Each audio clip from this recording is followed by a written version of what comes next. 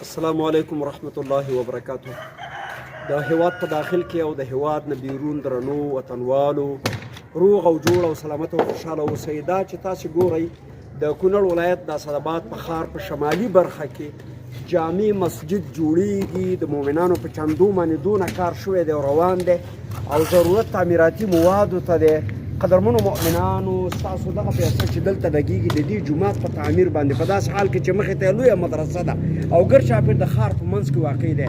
دا انشاءالله صدقه جاریه ګرځېږي. لحاظه بیړه وکئ مؤمنانو، یو بل وهڅوئ چې ټول په دې چنده کې برخه واخلئ. تعمیراتي مواد د الله د رضا دپاره د صدقه جاریه په نوم باندې راولېږئ.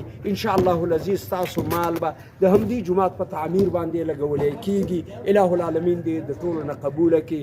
والسلام علیکم ورحمت الله وبرکاته. فضل مالک مدني، خطیب جامع مسجد کړمار هجرت کلی.